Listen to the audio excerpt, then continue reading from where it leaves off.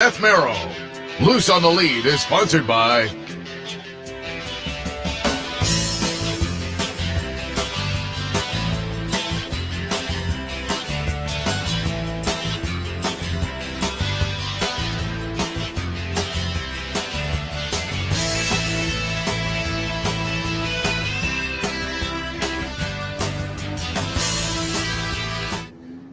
Good morning. Welcome to Loose on the Lead. Seth, Merrow, and Steve Beck. And right at the top of the show, happy to have Lee Einsidler join us as well after the big victory yesterday in the Saratoga Special. And I said as you sat down, thank you for running into me before the race because I tossed High Oak in and ran away with a nice little triple. So it was a good result after the Saratoga Special, but had to be a great result for you as well. Talk a little bit about the excitement. After you were talking to me before the race. You said farther he goes, the better he's going to like it, but you were confident yesterday as well. We were very confident, and when he won at Belmont going 5.5, the race wasn't much of a race, I guess, and maybe it was a little slow, but when a horse wins doing something that he doesn't want to do first out, that should be a sign that you got something pretty good. Yeah.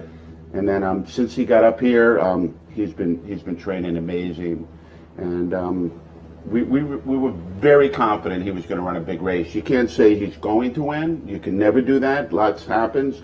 But, yeah, we really believe he's a very, very special horse. Yeah, let's take a look at the stretch run here. And High Oak's going to be the number 11 horse. I like Gunite. I thought Gunite ran a good second. You had a clear margin on him. The chart margin at the end of the race over 4 lengths. 10-1. High Oak escaped at a little bit of a price in your distinctive pink silks there. What were your feelings going down the stretch there as he pulls away? Yeah, right about now, Steve was sitting next to me. My son Jeffrey was on the other side, and if you watch Junior here, he starts celebrating about 50 yards to the wire. And it was listen, it's one of those great days. Really special, really special. Lee, there's a bunch of things about this that are fascinating, and we'll talk about Casa Creed as well, because the decision to bypass the Troy and end up in the 4-star Dave meant that you were going to have this potentially insane Saturday. And of course, you can't win both if you don't win the first one.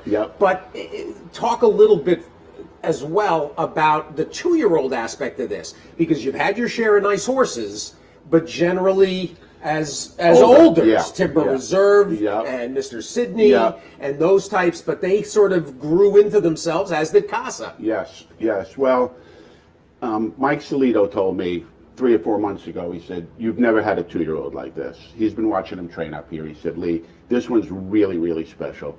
So to have a 2-year-old win at Saratoga in the Saratoga Special is, for a horse owner and everybody involved with the horse, it's a dream come true. And for my partner, Mike Francesa, he's been in the game for a long, long time.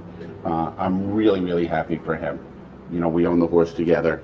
And to have a 2-year-old to run like this, he run a 90 buyer. And when he gets to stretch it out even longer, he'll even be better. He was just starting to get going at the 16th pole.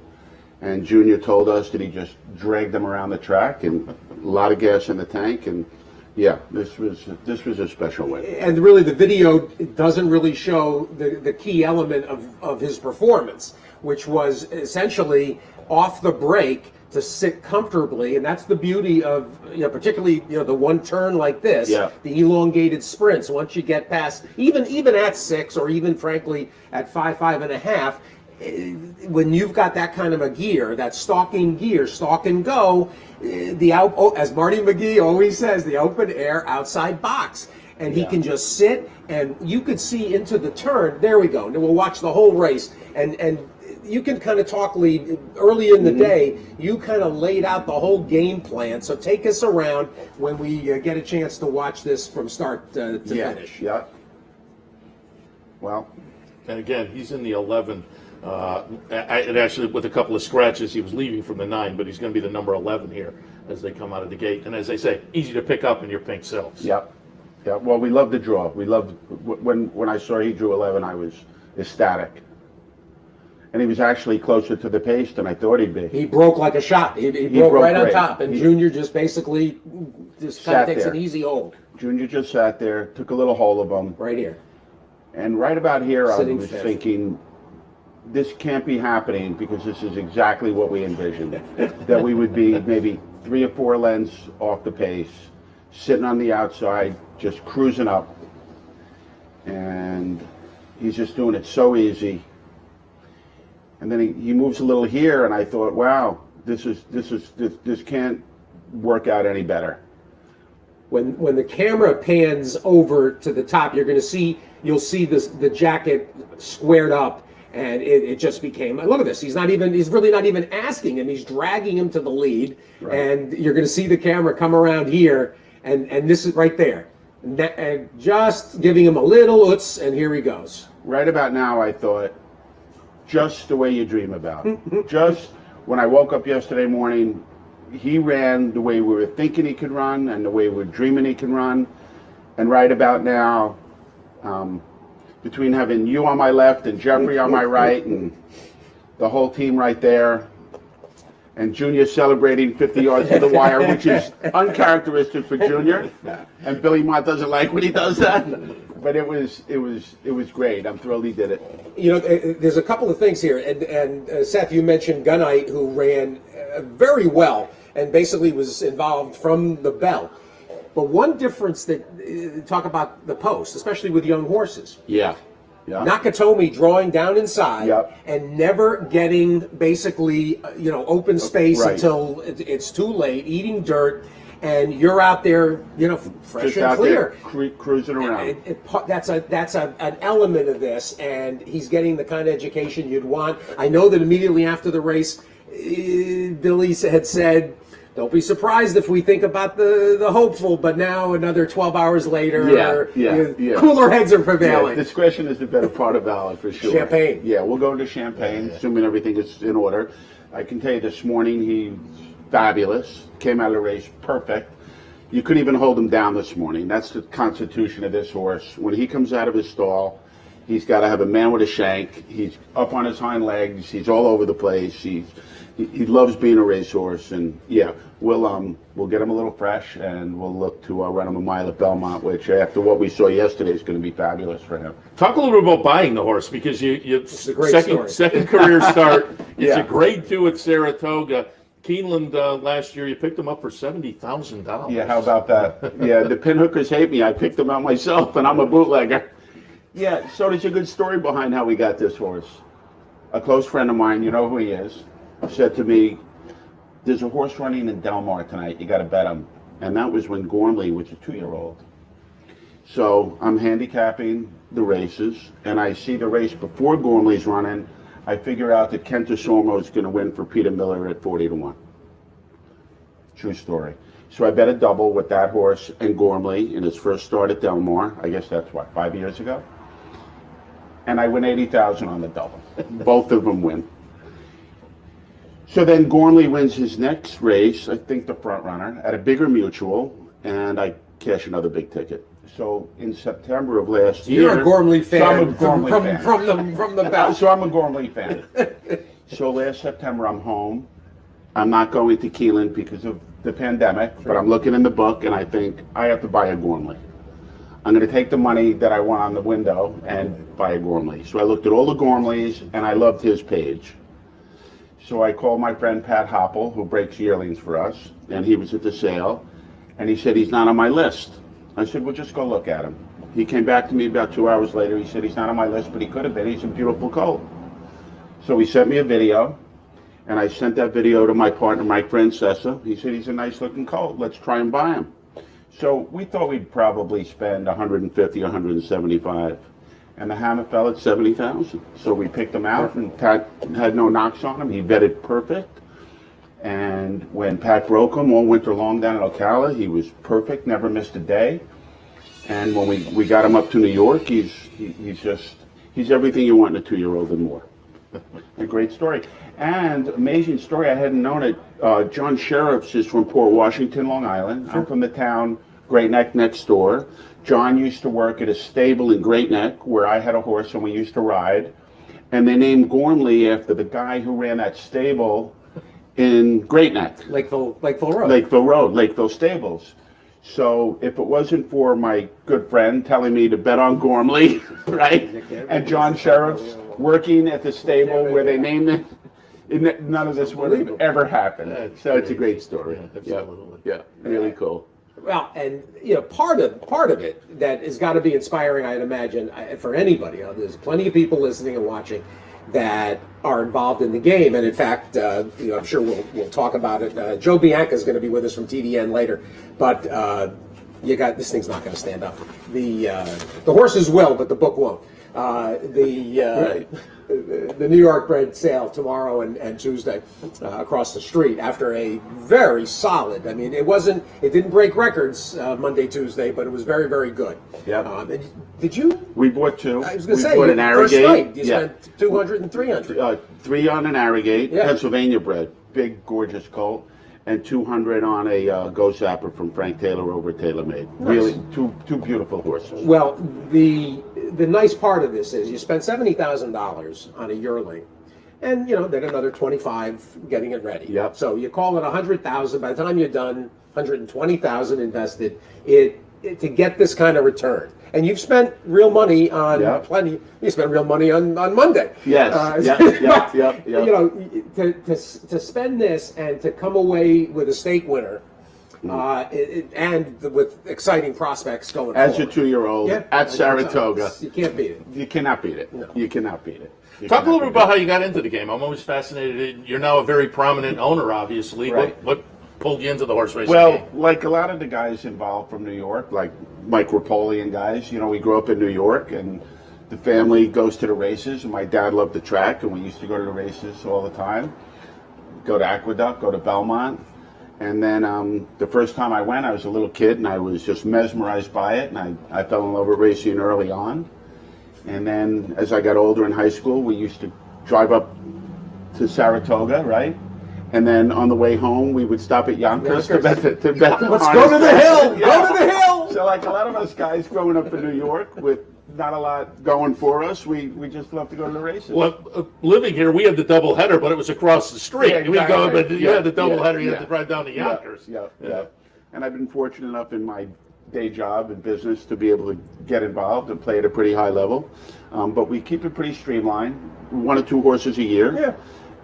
And my partner, Mike Francesa, and we've had a couple with Rick Pitino. Yeah. And it's enough.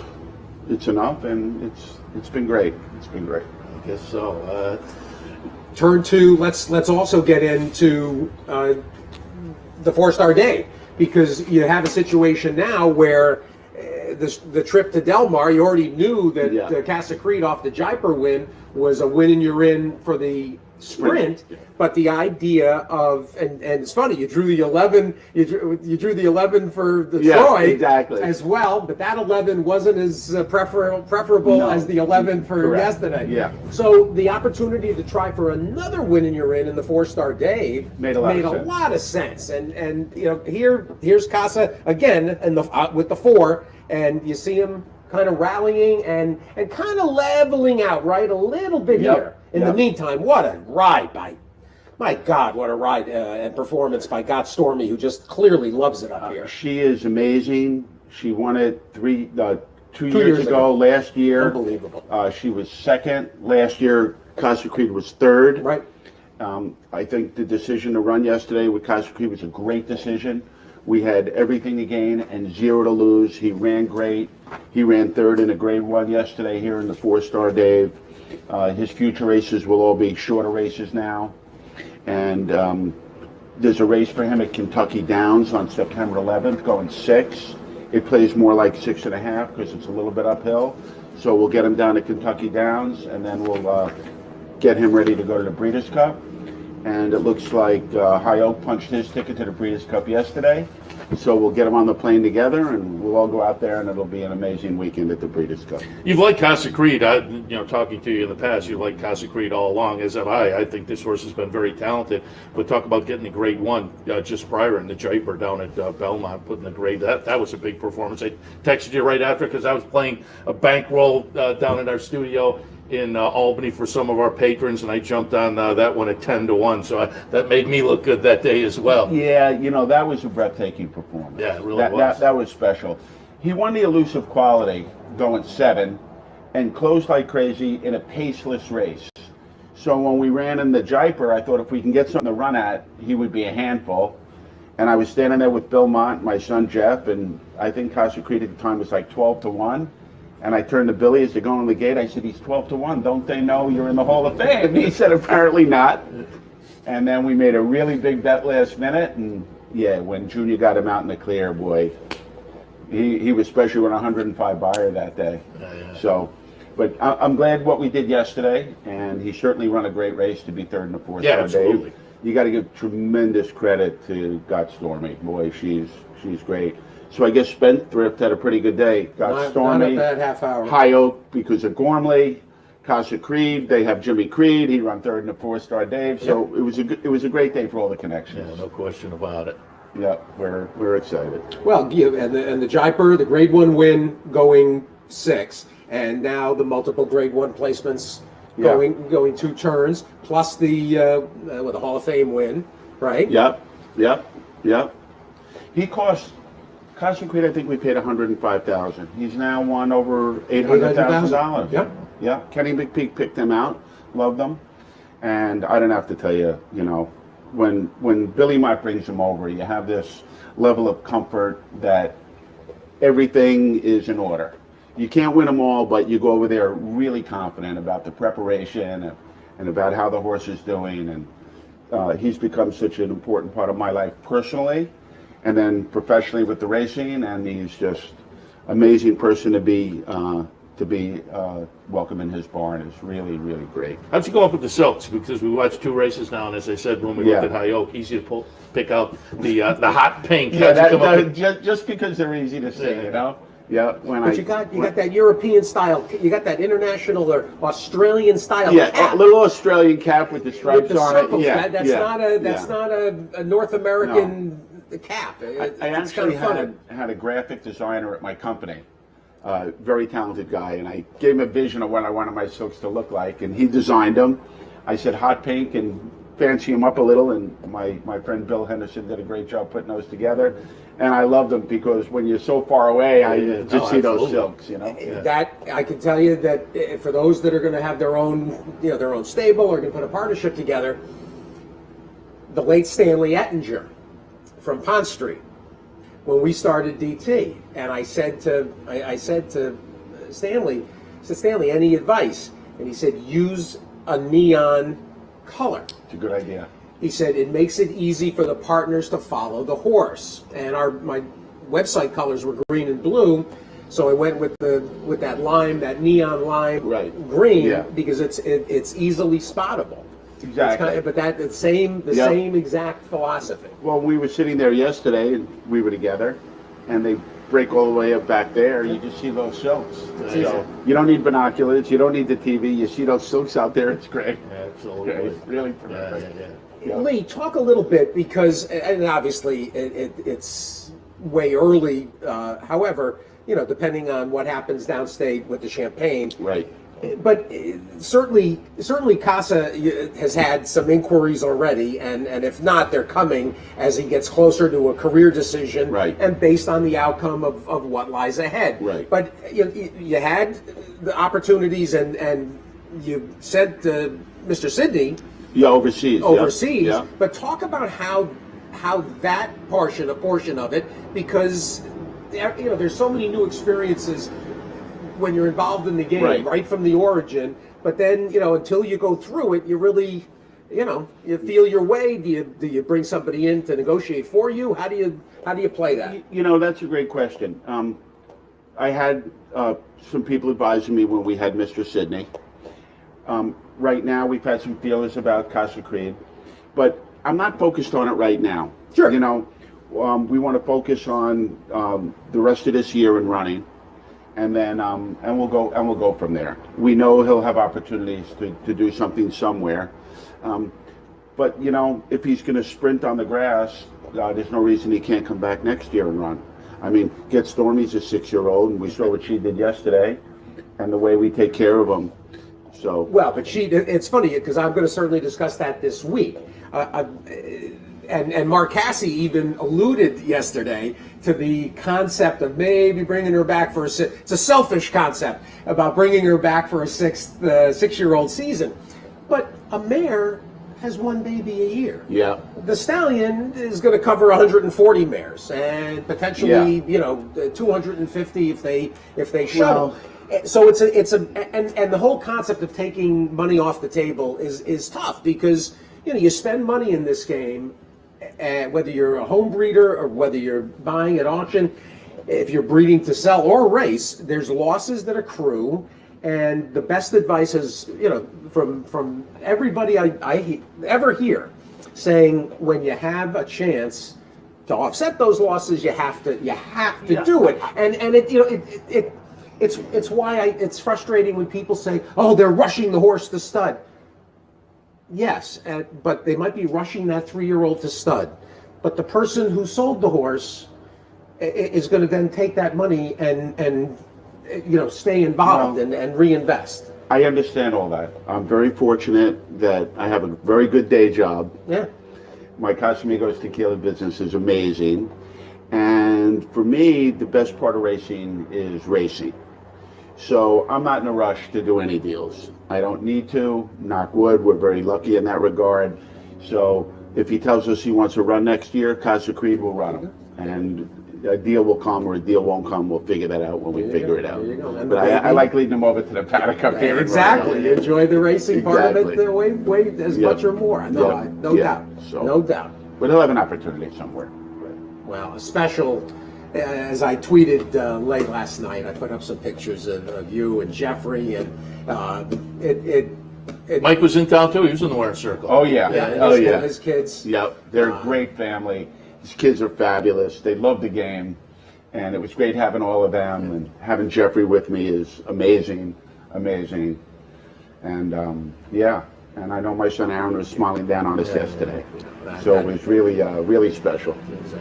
Really great. Uniform outpouring of appreciation. Louis Lazzanero came over, and the way in which you're congratulated in this scenario for all kinds of reasons, for personal reasons as well as for what you've done for the game. You answer every call for the needs of the charitable side of the game, and when people say you deserve it, that's an accurate assessment. Well, I appreciate that.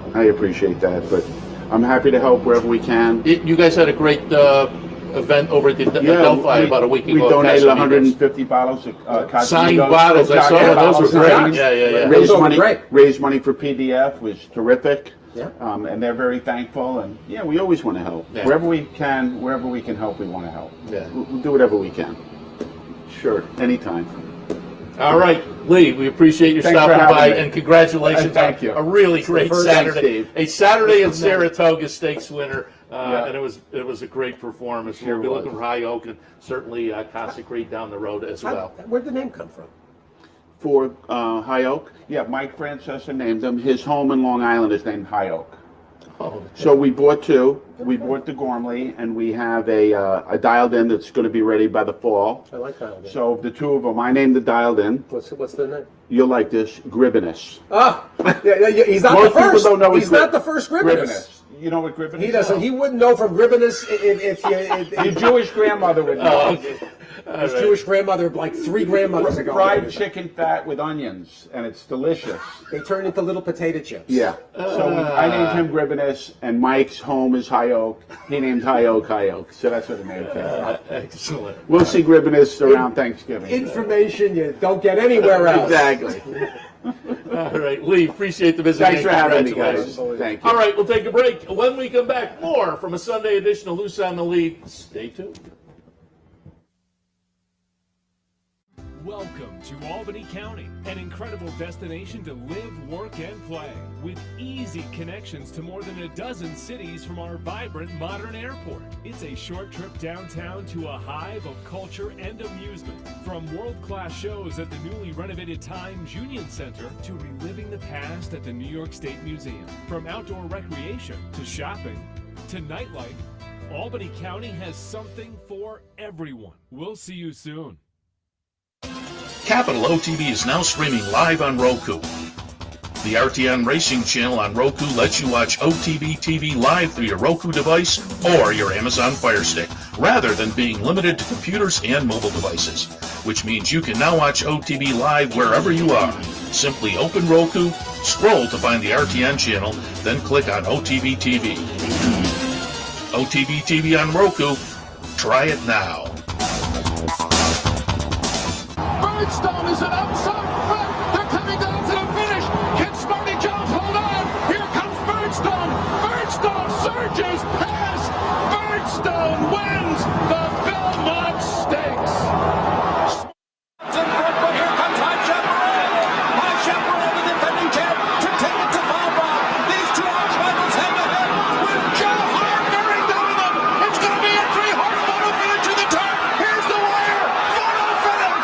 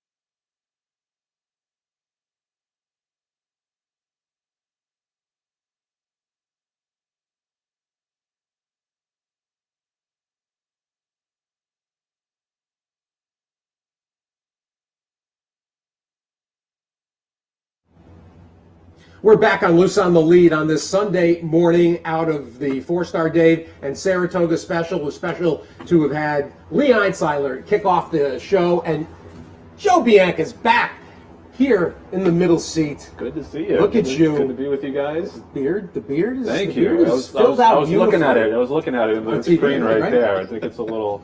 I think it's about peak right now. Yeah, there's no doubt. So, I personally, I find this proliferation of the beards, the soul sea shanty thing.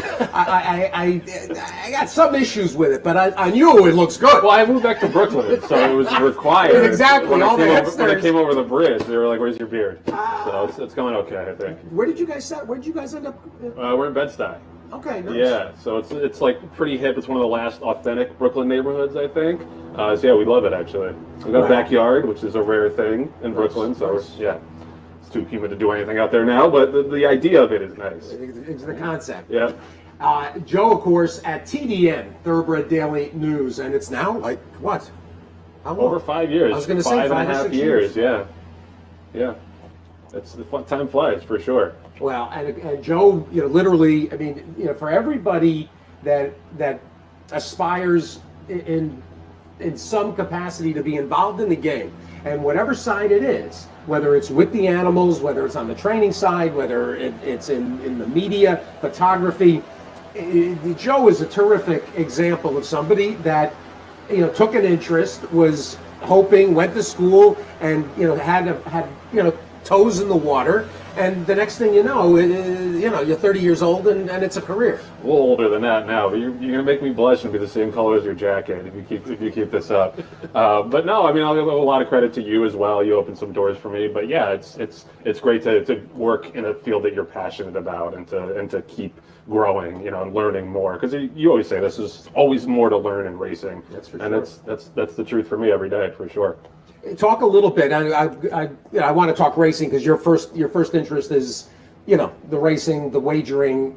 That's what you love, and that's what the way you and Joe's got a great opinion. However, the work that you've had to do with TDN, and because of the nature of the TDN, which really is a bloodstock journal first before anything, has, I think, and I'm speculating just because of how much writing you do on the bloodstock side and the editing that you've had to do, because you can talk about that, but you've learned a side of the business that you didn't necessarily have a huge interest in originally. Yeah, I mean, 100%. It's definitely rounded out my knowledge of racing working at the TDN, because I would liken it more to the Wall Street Journal than the New York Times, and it really teaches you the kind of soup to nuts process that gets the horse to the racetrack in the end. There's just so much that goes into it, from the foaling to the yearling sales, to the 2-year-old sales, to layups, and just it gives you everything you need to know about how hard it is just to get the horse to the racetrack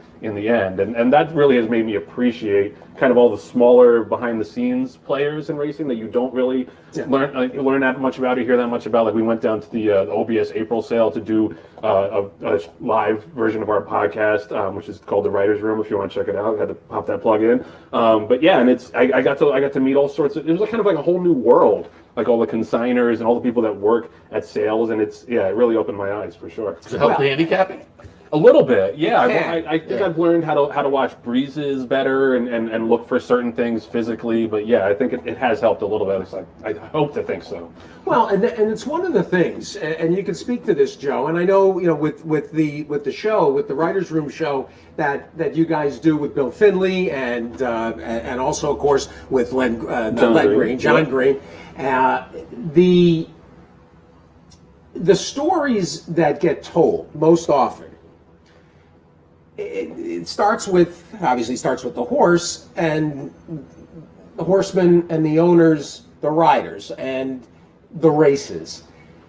It's the tip of the iceberg, because the developers of talent, and it's always one of the most fun conversations for me when we have on the radio, when we've got anybody that is developing horses. Lee talked about Pat Hopple. And if you think that trainers are taciturn and kind of shut mouthed and a little shy, not all of them, but some of them, most of them, you should try talking to guys that are pinhooking and the majority of them, as we've said forever, anybody that's doing this as a livelihood is already a slightly unusual person. Yep. It's a whole different kind of a mindset.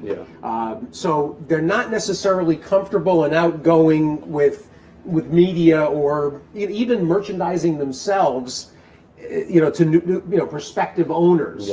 And so those stories, and you mentioned things like foaling. I mean, one of the best parts of Twitter is when a horse wins and you see any number of staffers that literally pulled the foal out, the evening of their birth. It's amazing, and we're telling literally a story. It's the proverbial iceberg. They're showing 10% of the, and there's 90% underneath. Yeah, I mean, I think the Kentucky Derby does that Tales from the Crib thing. I think that's very good to give you that background and the to learn to know the horses from the jump. And that's true. I mean, these people don't really get the kind of publicity that the trainers and the owners and Steve Big and Seth Merrow get, but it's just as important to get the horse to the races, and it's the consigners especially are pretty interesting, because it's basically 6 months. 6 months is like their entire job, their entire livelihood, and then they just got to do it all over again, and they never have that real connection to the horses on the racetrack. So you really have to have this single-minded focus, and it's fascinating to me how many different jobs there are in this industry, but how many are crucial that you don't necessarily hear about. No, it's exactly right. Pinhooking, I think, is a great area of the industry that doesn't get covered enough. It's kind of a gamble, but the mindset that folks have to jump in gives them a look at the breeding side of the game that other folks don't have. And as they say, it's a side of the game that I don't think gets covered enough or at all, really. Yeah, no, I mean, we do this thing, we run this little box in the TDN at every sale called Nothing But Net, and that's basically guys who had Muirfield Insurance. Yeah. Wow, he knows the sponsorship, my guy. But no, it's guys or gals who had successes pinhooking, and it's really popular. People like to see their names in that feature, and yeah, that's one of the things that I've gotten more interested in. And you asked if I've learned more about the business from following the sales more. Pinhooking is something that I'm definitely interested in, in terms of the future, because I think in a game where it's very, very hard to make money, I think that's one of the ways that, you know, it's a quick return on investment. You don't always hit, but that's something I'm very interested in. Well, and it's a daring proposition, and in terms of picking out yearlings, in some cases weanlings, that you're then speculating how quickly they're going to grow. We should maybe explain what pinhooking is for folks who may not be familiar. These folks will go into a sale and buy a horse with no intention of running a horse. They're just looking to turn the horse around at a later auction. It's like flipping horses. Yeah, exactly. And you know, there's several degrees of this, and there's even a subset that again is not as widely discussed as it could be, and that's the John Hancocks of the world, and some of these guys the Irish kid that had the Great Keeneland this spring. I had John him on. Ennis? Yes. Yeah. John Ennis. There's also this whole market where the horse might not be ready to sell even as late as June, and so the pinhooker goes ahead and starts a few times, and then, you know, looking to hit early. If they do, they then start fielding offers and they sell them, and this is their career. They don't go beyond, you know, with a 3-year-old. I mean, once in a while maybe, but typically they're going to get a start or two. They're going to catch the eye. They're going to be a flashy performer, and somebody's going to come along and sell them. Well, you know, the increasing advent of digital sales, I think, is also making that more At possible any time, too. it could happen at any time. So you don't have to have an auction house and send them through the ring. You can just pop them up online off a start or two. Like I remember, unfortunately, he was euthanized recently, but Faya was that kind of horse that sold, had a really impressive debut, wasn't ready for the 2-year-old sales or whatever, and then sold, I think it was at the Wanamaker sale, for like $450,000. So it's even easier now that you don't necessarily have to go through a physical auction ring. Well, and Keeneland is doing it, and you mentioned Wanamakers, which is new, and there's somebody else. There's another one that sort of has cropped up. You see them advertised, and I don't want to say there's one every month, but it feels like every 6 weeks or so there's a hat full of, you know, 7 to 12 to 15 horses that are being sold, and it's essentially a digital horses of racing age sale every so often. And you know, for some outfits that are liquidating and aren't going to wait, you know, that we got this. Unfortunately, we got this Pinhook dispersal that's going to be tough. And Samson had the dispersal.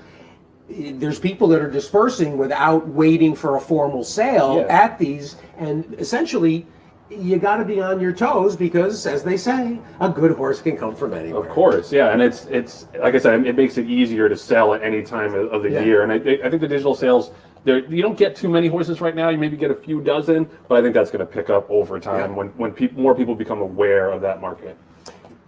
In addition, Joe, to the bloodstock trade, one of the things that the show and I suppose, you know, you and Bill Finley probably, you know, drive this the most. The issues of the day in the industry, and of course, this was another shoe-dropping week with the George Navarro guilty plea, and there's no way to know as of now if there's more going on behind the scenes with him. You know, but there has been some outspoken response from horsemen, and that's somewhat new. We haven't had a lot of that. Some thoughts about handling these kinds of issues and these topics, and what the horse playing community, the fan base, the stakeholder community, you know, what we should all be doing that can help us collectively, because this is a topic that has been really difficult to deal with, because innuendo online and stuff being spewed anonymously does nobody any good. There would be no Twitter if that might be better for everyone. The proverbial move-up performances that can't necessarily be attributed, without delving into each individual Right. case, people are saying, well, why doesn't anybody call them out? Call them out how exactly? Until you've got evidence, and in this case, we had the interceding of the federal government that made it possible. How do we judge this topic, and how for the greater good do you think we go forward? Well, I mean, that's the thing. We worry a lot on our show about not getting sued. There are so many people that we have suspicions about, but you can't just come out and say this guy's a cheater, that guy's a cheater, because you'll get sued. So that's why it was so cathartic when these FBI indictments came down, that you could finally say, these were guys that, if you were paying attention to racing, you knew were taking an edge. And I think that's where some of the frustration comes from the racing Twitter people, is that they could see it, the horse players could see it, yet nobody in the industry seemed to publicly acknowledge it. And like I said, part of that reason is because you don't want to get sued. But it was extremely cathartic when those indictments came out, that you could finally call a spade and say, this guy is cheating. First you had to say allegedly, but now that Navarro pled guilty, this guy's cheating, this guy's doing the wrong thing. And I honestly will be disappointed if it's only those two guys in the long run, if only those two guys get busted. And I think that it did not reflect well on our industry that the FBI had to come in and do our dirty work for us. Like, that to me was a major problem. And I'm hoping that when HISA comes in, that'll be, you'll at least have uniform drug enforcement, which I think is a big deal. Whether or not it's going to be the right program right away, it'll probably need tweaks. But just so that you don't have 33 different jurisdictions with guys get popped in one jurisdiction and then they jump over to another place. Like, the fact that Marcus Vitale was able to come back and run a horse at Saratoga, I thought was a pretty public embarrassment for the sport. But it wasn't because Naira or Saratoga necessarily did something wrong. It was just that we have this kind of toothless enforcement mechanism in this country where you can just shop around. Eventually everybody gets a 10th, 12th, 15th chance. And I think that's a big problem. But as far as how we address it, I think at least there has been public acknowledgement in the last year or so from decision makers and from people with high profile in the sport that we need to get better on the drug enforcement issue. And it's going to take a long time. It's going to take a long time to get it right. But I think at least there's movement in that direction. Even if you want to just go down to banning clenbuterol, like Mark Cassidy was a big proponent of that. And I think got the ball moving on that. Just to at least acknowledge the problem and be like, we have to all be pushing in the same direction to try to fix it. I think that's a huge deal. And of course, the unifying drug enforcement, I think, is going to be a big deal too. Well, and there's so many different moving parts to this, which also includes due process and just the mechanics, the slow grinding gears of legality. I think there's probably more hope than there's been in a while. I think to some degree you've had a resignation. One of the issues that we've got, though, is an inability, it seems, for the public to discern, and I don't mean the mainstream public that isn't interested in the game. Right. I mean, we already know that they're not capable of discerning. But the ongoing issue that we've had between medication overages versus overt attempts to cheat and utilize difficult to test product, this is an issue that I don't think is going away anytime soon. And that issue, of course, is not every called positive is an attempt to cheat. Yeah. There's medication overages, and we are going to continue to utilize therapeutic meds because these are athletes that need things like anti-inflammatories.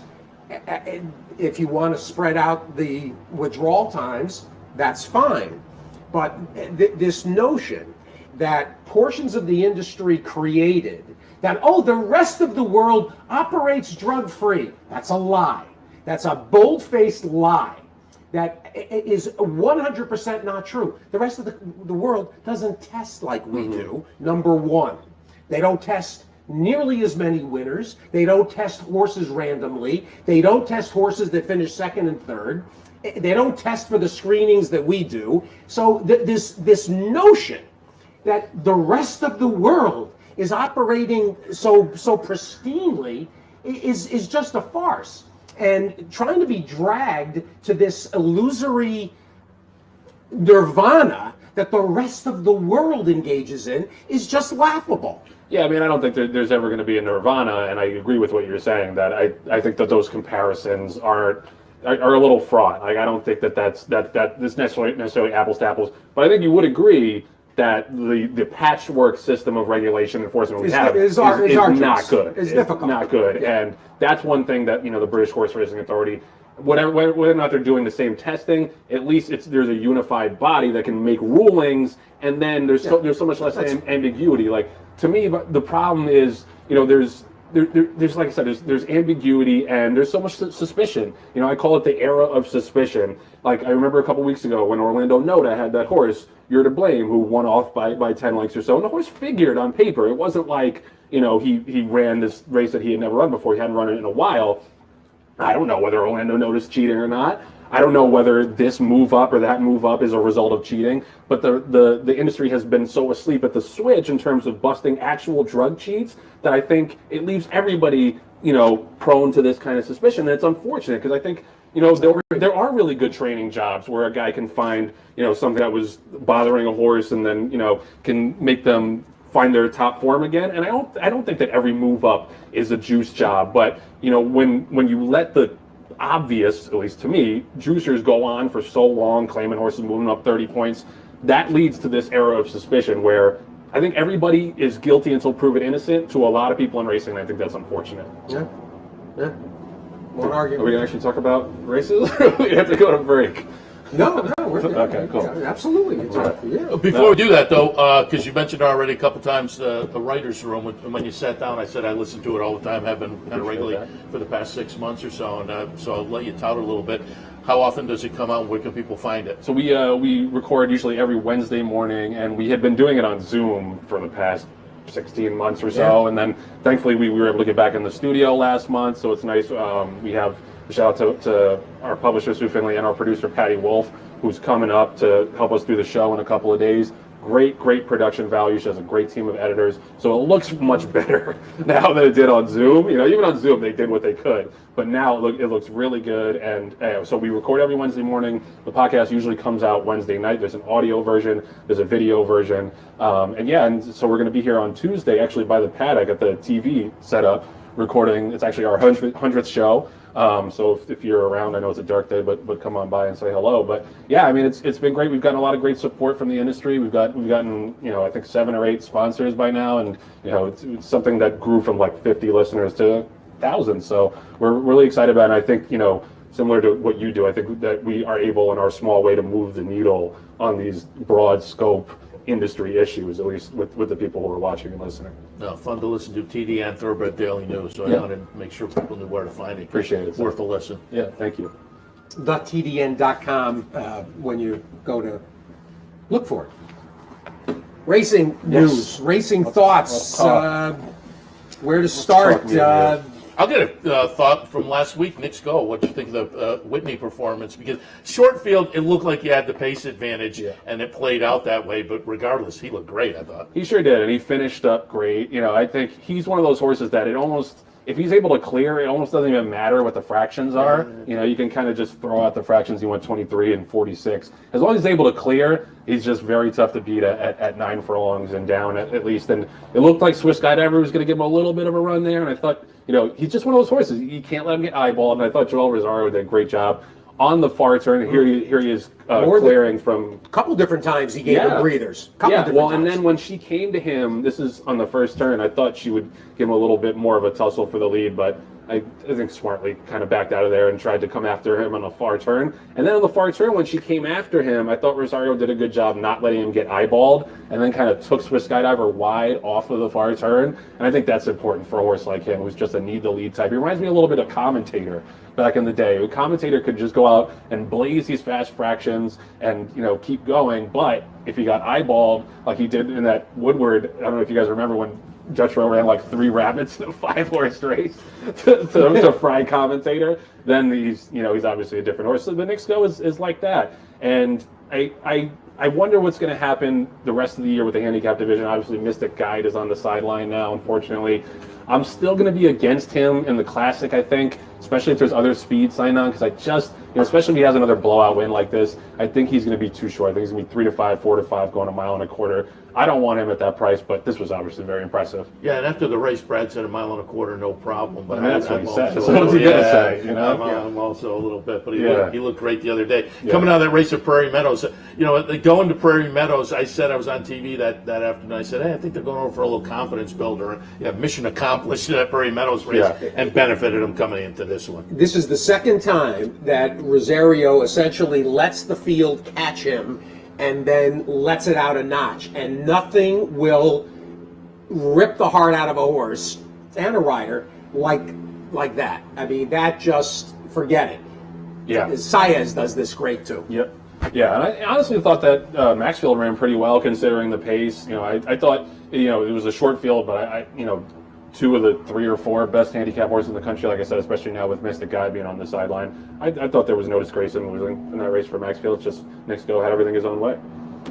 Thoughts on yesterday? Because again, we had Lee Einsidler. I thought High Oak looked really good. I like Gunite, and I said earlier I thought Gunite ran well, but High Oak was very impressive and got Stormy bouncing out there. A lot of people are like, maybe she's lost his step. Yeah. She just loves it. I was one of those people, unfortunately. Like that really killed everything for me when she won that race. But yeah, I mean, I feel like Markowski should just run her in this race every year. Just once a year, take her off the farm runner in the 4-star Dave. Yeah, she was impressive. Got a good trip, got a good ride, I thought. And the 2-year-old, I think that I don't know if you guys agree, but I feel like there hasn't been those blowout 2-year-old performances really, other than yesterday and Wit. Like that was it. Usually you get these 2-year-old colts that are just lighting up the Saratoga meet, but Andy Serling, every week, he and I are kind of going over the 2-year-old performances, and if you go through the winner's book of the meet, and I do have a little other stat to bring up, but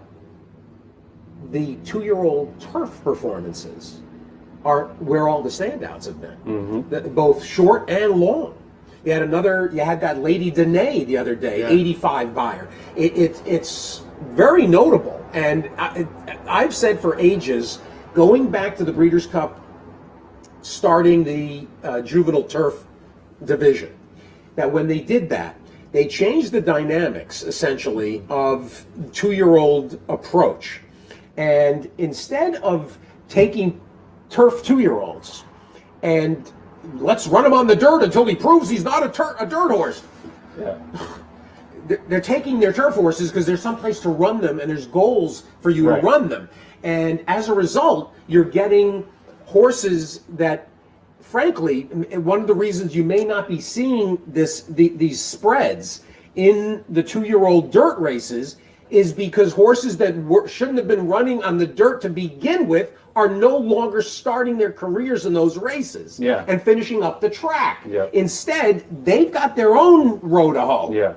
Yeah, and I think that's really interesting. And I think Chad Brown, the kind of trying to catch and be Chad Brown has kind of, I think, made people think that way, that they want to try to win these 2-year-old turf races because there are goals. And Chad has kind of dominated that division for a long time, but I think other trainers are starting to catch up a little bit. Dripping Gold was another one. West Point was one of our early sponsors on the Writers' Room, so we're always happy to see them. I thought that was an interesting horse because he was a $300,000 Lemon Drop kid at OBS March. Like, how many Lemon Drop kids do you see go and breeze 10 flat at the 2-year-old sales out of a Danzig mare? You don't see Danzig mares producing that much anymore. Look at you. Look at the big pedigree brain on Brett. But yeah, no, I mean, I told you, all encompassing. I got the whole package now, baby. Sales, breeding, what you want. But yeah, no, I agree with you. I hadn't really thought of that, but I agree that there have been a lot more impressive turf performances by 2-year-olds than I've seen in years past. And speaking of horses that flash their chops, and Lee mentioned it just from a sort of an afternoon angle.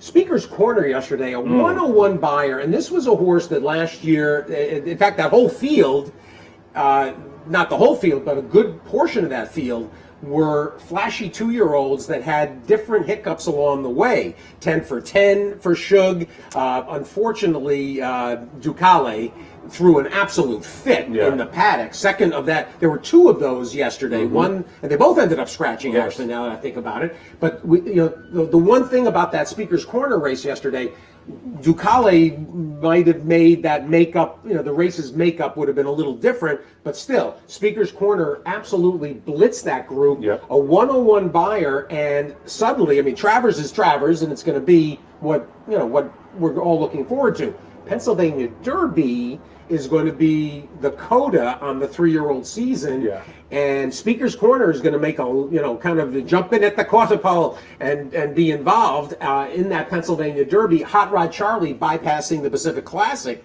for the Pennsylvania Derby. Wayburn is heading there, and I think Travers and Pennsylvania Derby are going to set things up for a really important and great classic. Yeah, well, and I think that, obviously Essential Quality is the kingpin right now. The Mandaloon injury was unfortunate that he's probably going to miss the rest of the year. But overall, I feel like it's a pretty deep class of 3-year-olds with different, 7 furlong horses, mile and eighth horses. I think Travers is going to be a pretty big field. And like you said, the Pennsylvania Derby and the Jerkins with Life is Good coming back. I think that's worked yesterday, 113. Yep, and Speaker's Corner was super impressive yesterday. He was one of those horses that kind of finally lived up to the hype. I know he's only started 3 times, but his first 2 races I thought were okay. I didn't think they were great enough that his reputation preceded him. Yesterday was extremely impressive. Like you said, Ducale scratching was huge. Although with how Asking for a Baskin stunk it up yesterday, I don't know. I'm a little questionable. I'm questioning that figure a little bit. I remember it was a 103, taken down to a 97. But yeah, Speaker's Corner was very, very impressive. And it'll be interesting to see how far he wants to go. Yeah. But Arlington, did you guys make any money there? It's very hard. Well, and the funny thing, it's funny, speaking of Arlington and the sad, it was really tough to, it's still tough to accept, frankly. Yeah. But the best part of 2 Emmys winning that race, James Graham, winning a $600,000 race, and a guy that had ridden in Chicago and had a riding title at Arlington. But you, Robertson, we were celebrating Lee buying the Gormley for $70,000. That was a $4,500 purchase. Wow. $4,500. And you, Robertson, and his son Mac, they've been doing that for years and years. And so for a real classic mid-American horseman to win the last Arlington Million, what we think is the last Arlington Million, it was really kind of cool. And I understand everybody that gets frustrated with the snatch and grab and why they let him go 49 and 113 or whatever it was. But I was very pleased. It was much slower than that 26, 52, and 160. There you go. All right. I'll tell you the guy that sundial timing. I would have liked to have seen win yesterday, which was too bad. Was in the Secretariat in the Bruce D. Mm-hmm. E.T. Baird. That may be his last chance at a Grade 1. Yeah. He's 54 years old, I think. He's had a tremendous career, and he's winning. He's winning plenty. Missed, I think, almost a year and a half or so in the last couple of years, and I kind of wanted to see that Ravelli on the outside. I'm going to forget the horse's name now. Like a salt shaker? Yes, like a salt shaker. And he was out there on the lead for a while. Ended up 5th, I think. But the guy who's always aggressive, that's the thing. And I was obviously could not have had that horse that won the million, but I do like seeing aggressive riding pay off. If you have a long shot with any kind of speed in a big race, just send. I see too much grabbing. Like yesterday, I remember it was the 6th or 7th race here at Saratoga, and it was the race that Irad won on restored order, and he had just in time for Wine in the race, who has never done anything but run off, and that was the day they decided to stomp on the brakes and pull him back, and then restored order goes all the way at 5-2. That's the kind of thing that leaves a negative, a bad taste in your mouth. I think there's too much of that. So even though I couldn't have that winner in the Arlington Million, I was glad to see aggressive riding pay off. And also, Mean Mary got beat because someone actually put some pressure on her. It's true. Although she ran very well. By She the did, way, especially after breaking through the gate. that Santa Barbara. I mean, She's big time. This is a serious filly. Yep. And there she is in the dark blue Coolmore colors. She was loaded on that far turn. Yeah. This is a scary talent. Yeah, I actually had forgotten that she was a 3-year-old because she won the Belmont Oaks. I forgot that she was going against older horses here, but yeah, she is super impressive. And John told me this on the show the other day that Aiden O'Brien and Joseph O'Brien might keep some horses in America to run at Kentucky Downs. How about that? Yeah, that makes sense. They're not stallion making races because they're not grade ones, but it's a lot of money and it's a European style turf course. So it'll be interesting to see what she does the rest of the year. Well, and you talk about the Kentucky Downs meet. They run for more money in 6 days than the entire Euro flat season. Yeah. I mean, it's unbelievable. Yeah, no, I mean, it's no disrespect to Mike Maker, who I think does a good job. He doesn't have the stock that the O'Briens have, and that even Chad Brown has just started running there in the last year or two. It's been Mike Maker's playground for so long that it's refreshing to see some other trainers get involved, even if they're big trainers like Chad Brown. It's like, I'm just going back to that. It'll be very interesting if the O'Briens show up at Kentucky Downs because there's a lot of money for the taking. Yeah, fun meet because of that money. Get nice full fields. Yeah, it was a great betting product too. Love it. Yep. All right. We should probably wrap, right? We'll come back for one more segment. Whatever you want to do. Not only we'll go to a break, we'll come back and say goodbye because you won't be here the next couple of weeks. So That's true. I'll come back and say goodbye. That's Where true. you going? Del Mar Oh. and the NHC. Nice. All right. Busy guy. But Joe, we appreciate the visit. Well, thanks so much Once for having again, me. check out the TDN Writers Room. Very good content weekly, so folks can look for it on Wednesdays. Wednesday night. Yeah, this week we're going to record a day early. We're recording Tuesday, but generally, Wednesday night is when it comes out. Very good. Straight out of Carolina Barbecue, the OEY. Had to bring that up. Oh, I wasn't going to miss a chance. Oh, in fact, I should put up a picture. Seth and I are doing. Seth's doing a This Is Your Life, actually. I'm Ralph Edwards a little bit later. He's going to bring out my second grade teacher. This is Sadlon. By the way, speaking of which, Manchester, Connecticut, Little League World Series, first time ever. Oh. I'm a graduate of the Manchester Little League program. Were you a designated hitter? No, they didn't have that when I was a kid. This was the 60s. And no, they put me behind the plate. Believe it or not, I was a catcher because I've been this size since I was like 8. And then everybody went past me. But then as we got older, they put me on second base, which is where I pretty much applied the trade. Gotcha. Flashing the leather. And, boom. A couple bunts. Oh, yeah. That's like somehow fits his personality, the sacrifice. Exactly. Steve is a sacrificer. It's the thinking man's sport. You don't have to be a great athlete, which I never was. True. But baseball, you can stand out without, Little did we know. All right, we'll take a break. We'll come back and wrap up this Sunday edition of Loose on the Lead. Stay tuned. Where's the best place to find your favorite teams, your favorite food, daily drink specials, and wagering on live horse racing? Legends Field Sports Bar, 711 Central Avenue, Albany. Get your game on day or night with 75 flat-screen TVs, tournament-style pool tables, a private banquet room, and live horse racing. So if someone asks you, where's the best sports bar in the capital region? Tell them Legends Field Sports Bar, inside the Clubhouse Racebook, 711 Central Avenue, Albany. The Capital Region has some of the most sophisticated horse racing fans in the country. That's why Capital OTB built the Clubhouse Racebook. Here you can wager year-round on the best horse racing from around the world. The Clubhouse also has monthly promotions including live bankrolls, handicapping contests, and so much more. Like sports? Watch your favorite teams on more than 30 screens in Legends Field Sports Grill. Food, sports, and the excitement of championship horse racing. Only at the Clubhouse Racebook, 711 Central Avenue, Albany. I'm Seth Merrow, and as serious horse players, we know that information is critical when placing a bet.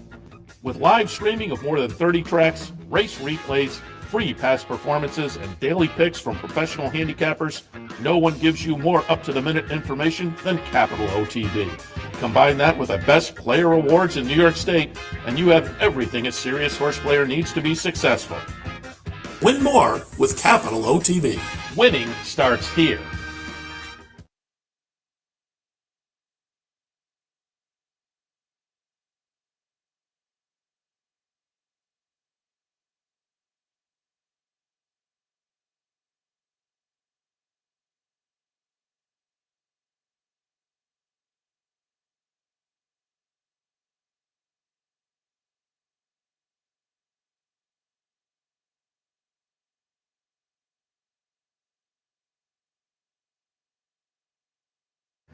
Yeah, I saw that you guys sort of had gone away. Oh, here we are. We're back.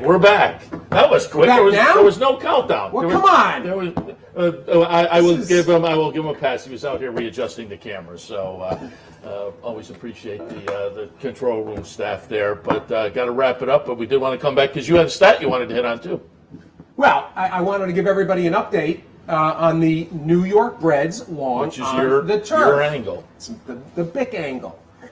We should come up with a better moniker. We will come up The with Bic theorem. that. Is better. The Bic corollary. But what's it a corollary to? The Bic tangent? We come up with. I've been known to. I do go on tangents. The Bic tangent. All right. That's not bad. Yeah. That's not bad. That'd be a good name for a horse. The tangent. We don't do that as much anymore. Years ago, there were so many great horses that were the something, right? Oh, there was There was the vid. There was a good Was there one. a There was a good one today. The 6th race. Look I at talked you. about it on the handicappers report. I will mention it again for anybody who didn't catch it. There's a horse called Candy Monet in the Candy Monet. 6th race Right. today by Painter out of Judy's Fudge. Well, what about that. Black Licorice? You missed Black I Licorice. did miss Black Licorice. That's the exacta, probably. Black Licorice and Candy Monet. Okay, all right. I picked Candy Monet, who's 4-1. I tell you, I want to use that Eddie Barker Roxon, the 10 in there, 12-1, and First Lasix. That's a very interesting maiden 40, and I'll be interested to see who gets taken out of that race. Yeah. There's some interesting, very curious. It's a good race. Starts the pick 5, and actually a very nice sequence today. Anyway, back to the New York Reds long on the turf, which we've been singing the praises of for several years. Here's the update. We now have had 15 races, Seth. Only two favorites out of the 15. And recent winners: 740-1, 9-1, 11-1, 3-1, 7-2, 2-1, 780-1, 2370-1. So the point is, this average continues to be in the 7-1 range. 685, in fact. Now over here, 685. This is not my strong suit. I'm a radio guy. The 680. Although I look good.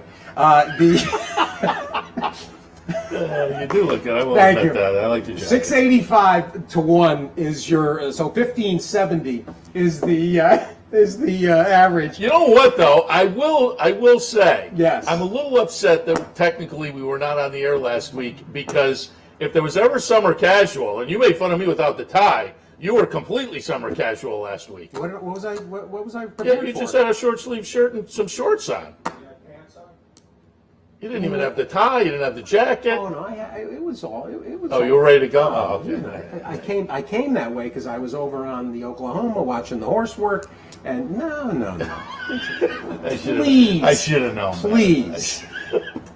So anyway, keep your eye out. We haven't had one for a couple of days, but long on the turf, New York Reds, maiden claimers, maiden special, allowance, stake.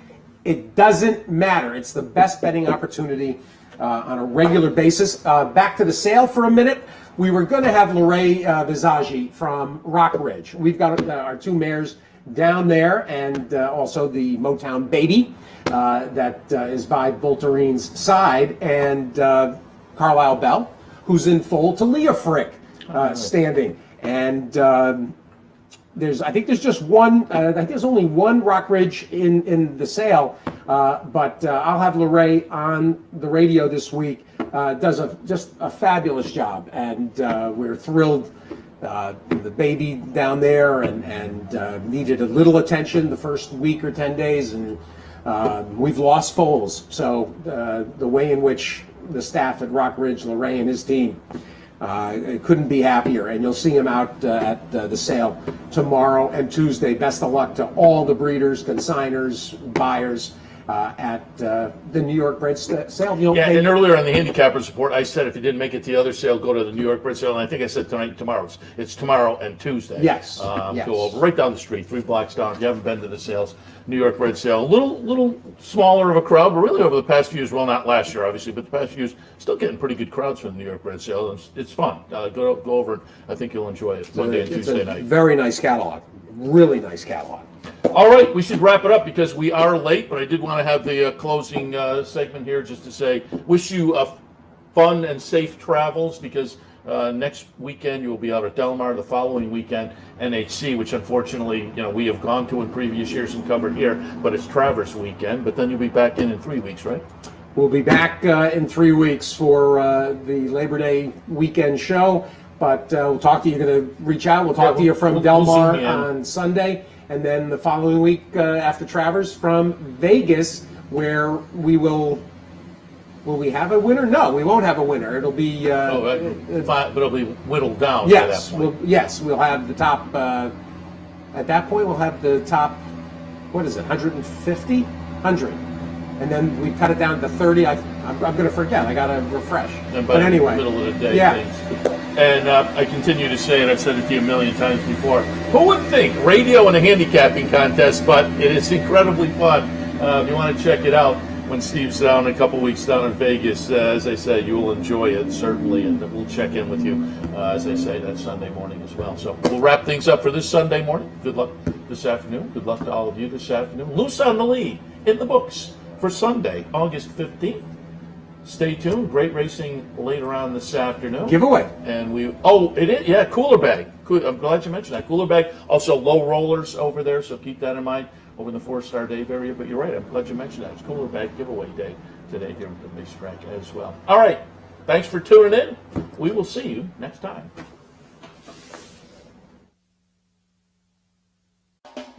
You're watching OTB TV, a service of Capital Off Track Betting.